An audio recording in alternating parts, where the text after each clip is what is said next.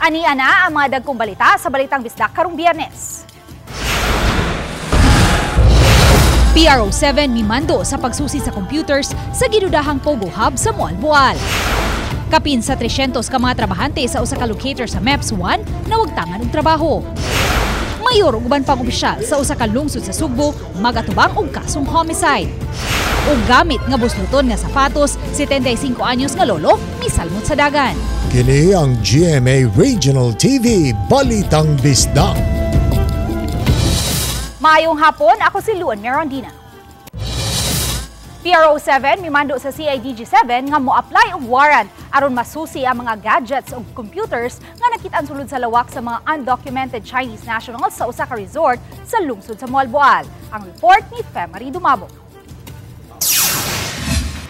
Gibutyag ni Police Brigadier General Anthony Abirin, Police Regional Office Director, nga pipila sa mga gipugngan nga undocumented Chinese nationals sa usa ka resort sa lungsod sa Moalboal miangkon nga nalambigit sila sa mga scheming activities.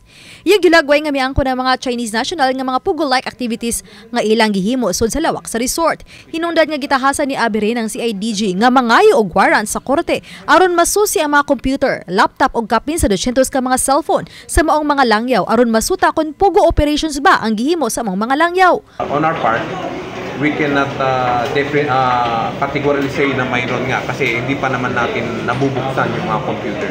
DCID, I have already ordered the CIDG to apply warrant to disclose computer data para yung pagbukas natin sa mga gadgets is of course magiging legal and we can use it as evidence against them. Ang 38 ka mga Chinese national nga nasutang undocumented ang gipungan nga makagawa sugod pa ni adtong Miyerkules sa hapon. Human sa gipaygayon nga joint inspection sa LGU sa Moalboal, PNP ug BFP alang sa fire safety inspection sa mga resort ug uban pang susamang establishmento sa maong lungsod. Nabantayan sa maong resort ang daghang mga Chinese national. Sa dihang gipangitaan sa ilang mga passport, wala kini napakita. Gawas lang sa usa ka Chinese national nga nagpailangan nakapangasawa og Pinay ug matud pa gikuha lang isip tigluto alang sa 37 ka mga Chinese national.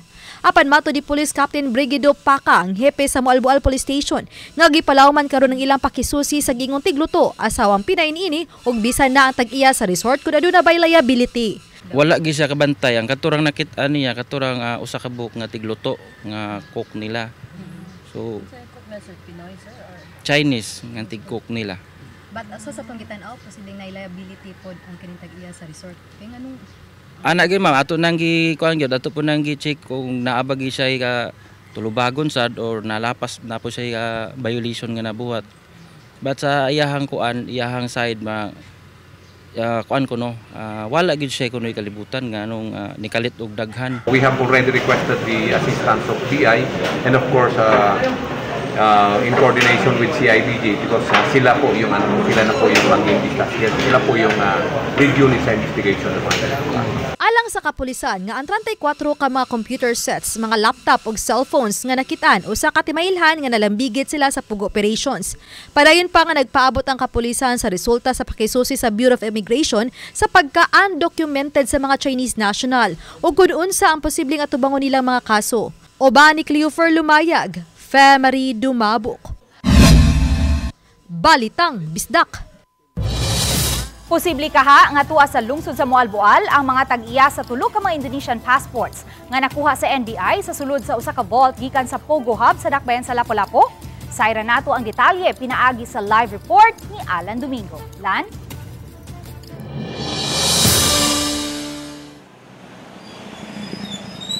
May bisan pa man og hangtod karon dili pa gyud makumpirmar ko na Pogo Hub ang nadiskubrihan dito sa lungsod sa Moalboal apan dako matud pang posibilidad nga usa kini ka Pogo operation sanglit susama ang pattern niini sa mga Pogo operation nga nadiskubrihan subang dapit sama na lang sa Agos sa dakbayan sa Lapu-Lapu.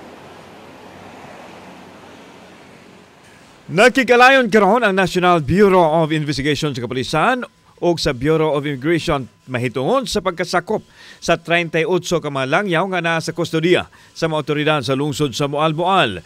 Gustong masuta sa NBI ang posibilidad nga nahasagol ba sa mga foreign nationals ang tag-iya sa tulo ka mga Indonesian passports nga nakuha sa NBI.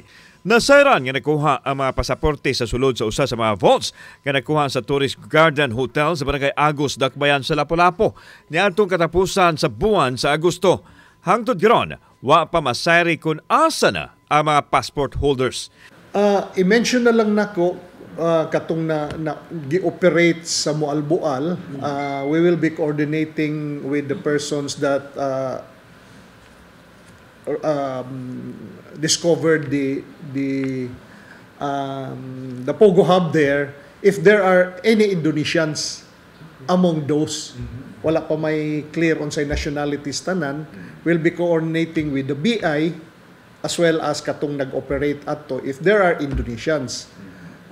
Hopefully na atong tulo ka Indonesians nga naay passports nakuha natos vaults. Gidugang sa NBI nga posibleng gikan sa ubang mga Pogo Hub ang mga nasakpan didto sa Moalboal. Hinoon di pa makumpirmar kung usa ba kini ka Pogo operation hangtod maimbestigahan sa kapulisan nga maoy naghupot sa kaso uban sa lokal nga gamhanan nga maoy nakadiskubre. Apan susama ramatod pa ang pattern nga makita lakip na ang mga gadgets nga gigamit sama sa cellphones o mga computers. Ang modus good sa Pogos, ang mga passports ng mga workers are being withheld from them.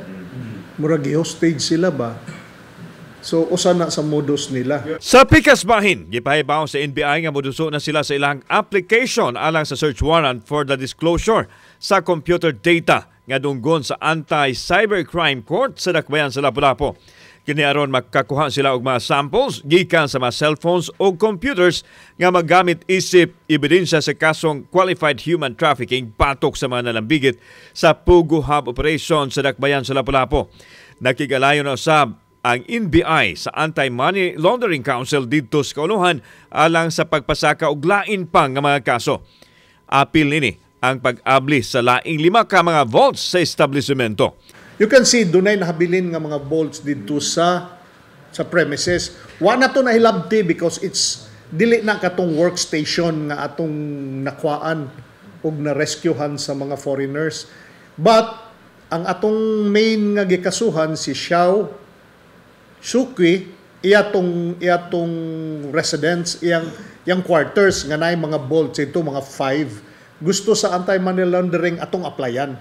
Gipahibaw sab sa NBI nga miluwat na og affidavit isip mga testigos ang upat ka mga insider witness sa Pogo Hub nga giulagway nga mopasamot sa pagpalig-on sa kaso batok sa mga akusado.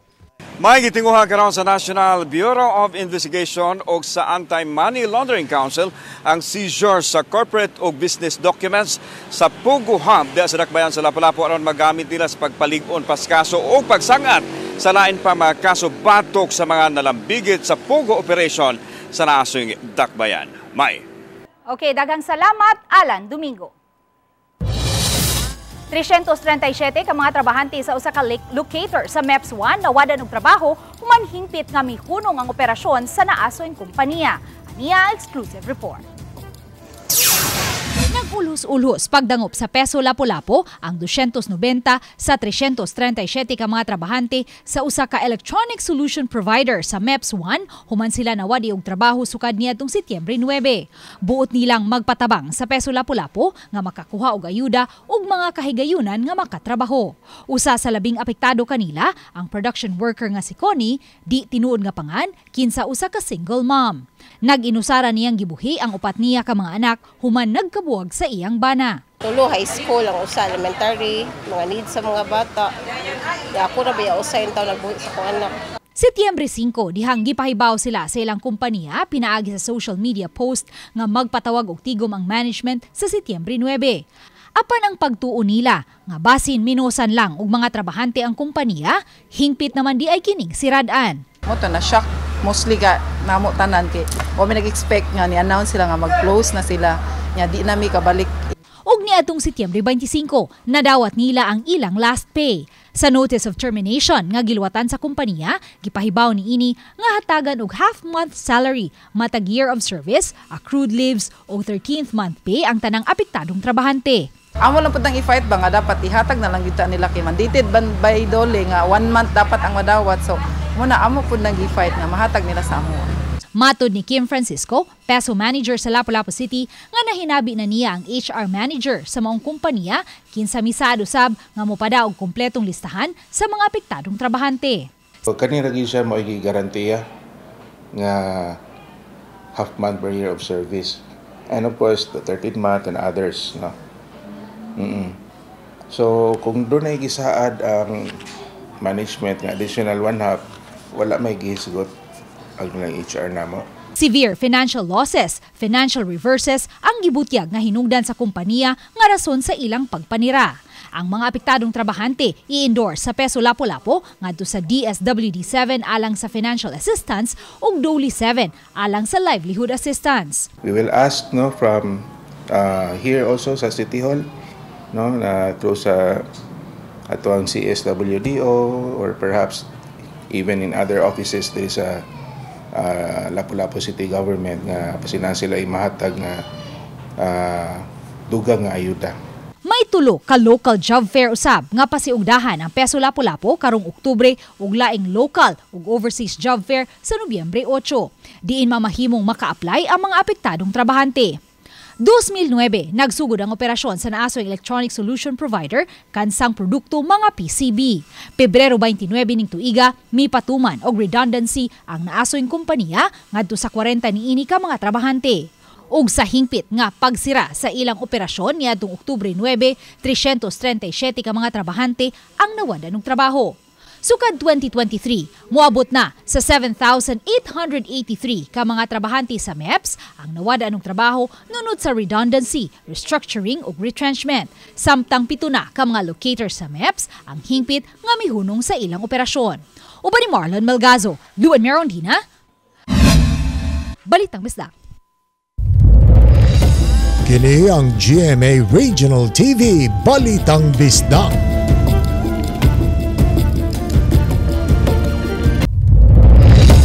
Kini ang GMA Regional TV Balitang Bisdak. Kampo sa administrasyon sa Mandaue City nakakwestiyon sa pagdagan sa Laing Cortez pagkamayor sa Dakbayan. Gitunaan karon sa kampo sa administrasyon ang paghimo og lakang kabahin niini. Ang report ni Nico Sereno. Sa katapusang adlaw sa filing sa kandidatura ni atong Oktubre 8, pipila ka minutos sa dili pa ang deadline nga alas 5 sa hapon, mi-file sa iyang Certificate of Candidacy si Joey Cortez nga buot magpapili pagkamayor. Babantayang kaapelido sa leader sa Administration Party ni dismissed Mayor Jonas Cortez. Gipasabot ni Joey, doon na siya educational ug political background ug mipadayag sa kaandam pagserbisyo sa katawhan kay nagtinguha siya nga babay sabkuno ang mudagan. Ako nakita pulsay man ko namon koy background ko nya nakalansar pod ko atong mga niaging tuig. Unya nakita na ko nga puro ra gyud lalaki ang mudumala sa Mandaue. Masindot man siguro nga naa koy babay nga mayor. Matud sa kampo sa administrasyon, katungod di bisan kinsa nga mudagan ug manerbisyo. Apan ang angayang ipangutana unsay intensyon sa pagdagan. Pasabot sa city administrator, maimpormasyon pa sila nga konektado sa kaatbang nga kampo si Joey Cortez. The voters would be confused, especially in an election nga dili nimo isuwat kung dili imong i-shade, no? Automated nga election because magtapad niya mga pangan. Considering nga pareha sila og kanang name o niya kung Joey Mangani to ang nabutang gyud wa man ko kakita sa COC, then maguna pagid gani ang iyang pangan, no? Kay Jonas man ang kang mayor. Mihimo na og legal nga lakang ang abogado ni Cortez kabahin sa issue og posibleng pagpadeklara nga nuisance candidate sa laing kandidato. It is to dilute, no, kung unsa gid ang intent sa mga voters, no. Nya kita, we are taught kami especially sa among law school nga the will of the electorate is of paramount importance good, and it has to be given that kanang opportunity ba nga ma-express din siya og tarong. So if naay mga ingon ana, we are sure that the COMELEC will do something about it. Nganong manoy sans man ko nga credible man ko. All-side graduate ko, law student ko, masters in public administration. Nakalansar ko atong mga niaging mga eleksyon. So nya ang panya ko. Uban ni Clans Gabutin, Nico Sereno, Balitang Bisdak. Insidente sa pagpabuto og armas nahitabo sa eskwelahan sa Dumaguete City. Gikonfirmar kini sa kapulisan nga nahitabo kini sud sa Negros Oriental High School. Usa ka minor de edad ang gikatahong nalambigit sa illegal discharge sa armas. Matod ni Police Lieutenant Stephen Polinar, tigpamaaba sa provincial office, nga anaa sa kustodiya sa mga otoridad ang bata. Gitugyan na siya sa social worker sa Dakbayan. Limitado pa ang informasyon, sanglit nagpadayon pa ang investigasyon. What we want to know is kung unsa gud anong nagresulta gud ni nga ani nga mapakita po ani nga mga kani nga kabatanunan sir. Ang initial gud nato sir is to secure the minor and also secure the people. Samtang sa official statement sa Negros Oriental High School, ilang gihimakak nga adunay nagpabuto sulod sa ilang eskwelahan. Giimbestigahan na sa tagduma sa eskwelahan ang impormasyon nga adunay estudyante nga nagdala og armas. Sila nanawagan sa mga nagpakatag sa misinformation nga hunungon na kini aron di mo create og panic. Mga food delivery riders nalipay sa desisyon sa labor arbiter kabahin sa kasong gipasaka nila alang sa ilang mga benepisyo. Ang report ni Nico Sereno. Gihangop sa National Union of Food Delivery Riders ang desisyon sa labor arbiter sa National Labor Relations Commission o NLRC 7. Mipasaka sila og reklamo sa matud pa di makatarunganong pagkibhang sa mga benepisyo nga ilang nadawat. Sama sa pagmeno sa ilang tigdawatan nga fee ug pagdesisyon kuno sa kompanya, pagbag-o sa ilang mga palisiya nga wa sila konsultaha. Lisod kayo kay amo atanan load gasolina, maintenance sa motor, kanya risgo pagit sa amo aba 188. Kanya gamay na lang kayo ang matik home. Matod sa ilang kampo, ang desisyon pamatuod nga ang riders integral o importante kaayo sa negosyo maong hatagan sa husto nga benepisyo. 18 ka mga riders ang misangat sa kaso batok sa kumpanya. Ang gilauman man gyud sa riders kay makadawat sila og insakto na suhulan. Okay? So ang insakto na suhulan, makuha raman na nila kung mo-assert sila sa employer-employee relationship. Kaya kung di sila mulaban, padayon nga, di sila paminahon. Malaumon may nga, paboran niya po ni mga riders tungod sa mga ebidensya nga itong disumiter. No? Klaro kayo nga dako kumig pagsalig yun nga kaniya mo ang punto, legal o factual, maorga po ang kining gamiton. Matod hinuon sa ilang abogado, posibleng iapilar pa sa dakong kumpanya ang desisyon sa NLRC. Butang nga gipangandaman sa mga riders kay buot gyud nilang matagamtam ang husto para kanilang nanginabuhian. Uban ni Godfrey Relien, Nico Sereno, Balitang Bisdak. Kini ang GMA Regional TV Balitang Bisdak.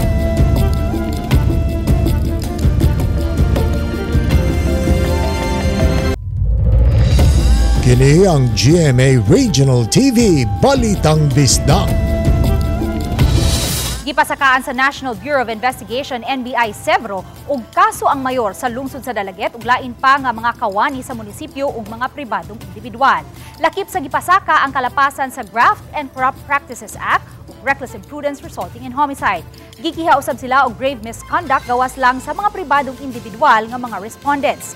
May kalambigitan ang kaso sa kamatayon sa usa ka job order employee sa LGU nga si Gerson Ensenales, kinsa natagat sa gitukod nga edipisyo nga walay safety gear niadtong buwan sa Hunyo ning tuiga. Sa niini midangop ang inahans ug igsuon sa biktima ngadto sa NBI pagsusi sa kamatayon ini.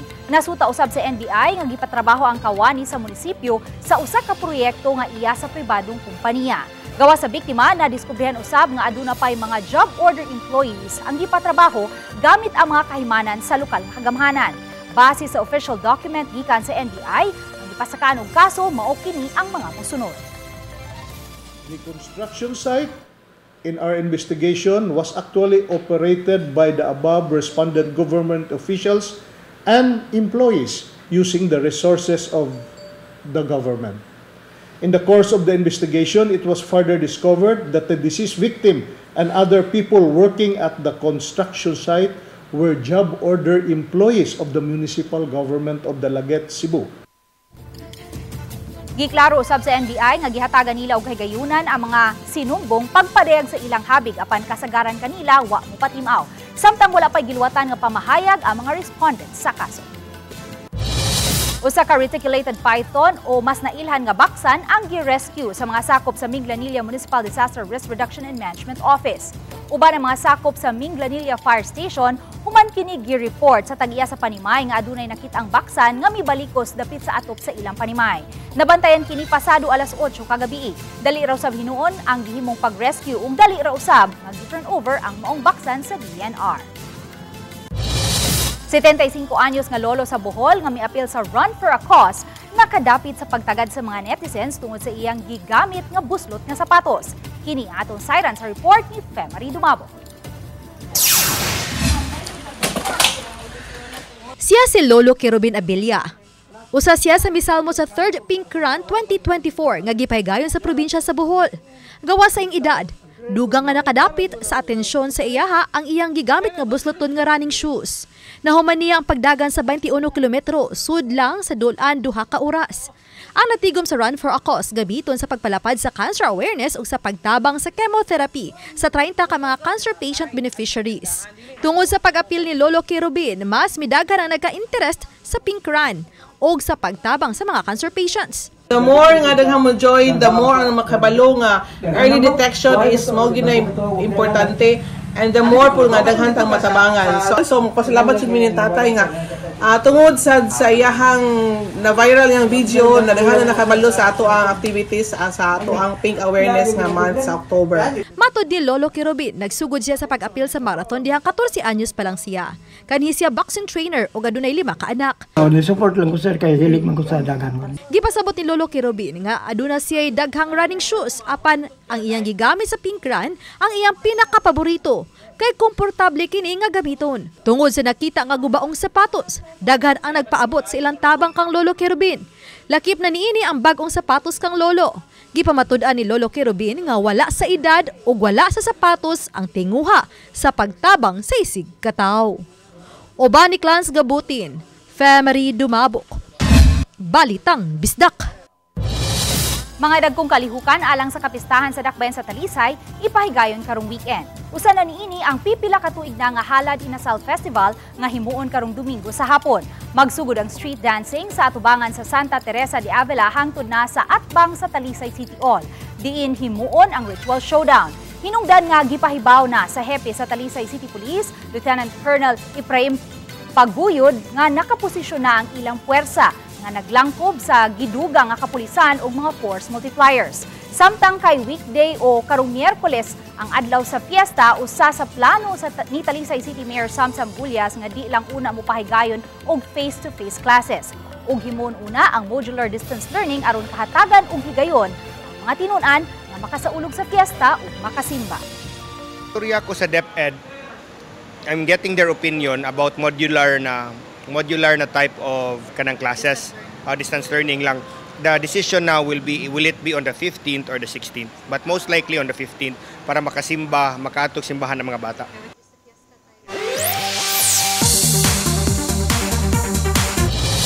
Puno sa awit ug dance number ang ipaambit sa duha ka mga The Voice Kids coaches nga sila si Asia's Limitless star Julian San Jose ug SB19 member Stel. Aduna usay solo performance si SB19 member Pablo sa Julie Stel ang ating tinig concert. Busa sa atong mga kapuso nga wala makasaksi sa ingranding concert, Julie Stel ang ating tinig mamahimong matanaw kini sa telebisyon karong alas 9:30 sa gabi sa GMA.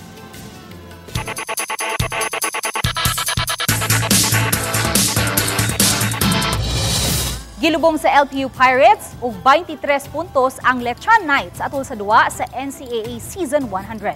Daog ang LPU Pirates sa score nga 91-68 batok sa Letran Knights. Dako ang natampo ni John Barba human makatampo og 19 points, 11 rebounds, 1 assist ug 2 steals. Siya ang giila nga best player atol sa duwa. Ug mga adlaw magharong sa basketball hardcourt San Beda Red Lions versus Arellano Chiefs, Mapua Cardinals versus JRU Heavy Bombers. Makita ang unang duwa sa alas 11 sa buntag, samtang sa alas 2:30 ang ikaduhang duwa sa Heart of Asia. Talisay City Jail Female Dormitory personnel mopahigayon og fun run fundraising activity. Ang mahipos nga pondo itabang unya sa mga bagulang nakagawas nga mga babaeng persons deprived of liberty kon PDL sa Talisay City BJMP. Ana ay 1 kilometer run, 3 kilometer, 8 kilometer ug 10 kilometer. Diin ang registration fee nagkantidad og 500 pesos, 600, 800 ug 900 pesos. Ang rehistrasyon mamahimong online ug mamahimo usab nga motuyo sa ilang booth atol sa night market diha sa atubangan sa Talisay City Hall. Matud sa Warden, Jail Senior Inspector Marion Gail Bernadette Dongan, nga puhunan alang sa negosyo ang ilang itabang sa mga gawas ng PDL. Paagi kini aron maabagan sa panginabuhian ang gawas ng mga kababaing ang PDL aron dili na mahaylo pa sa paghimo og illegal nga kalihukan. Mahitabo ang fun run karong Oktubre 27 apan ang deadline sa registration sa sunod semana na. Sari-sari store livelihood package, yun po yung isa sa mga natin na ibibigay after the fun run. So makikita nyo po yung proceeds ng fun run natin, mabibigay din agad-agad after ng event.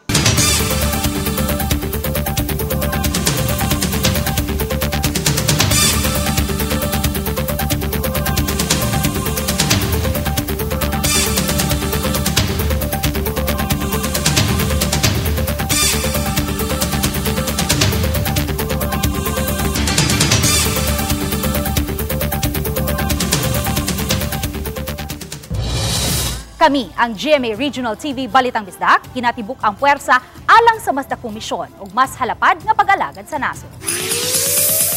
75 kaadlaw na lang, Pasko na. Maayong hapon mga kapuso ug happy weekend.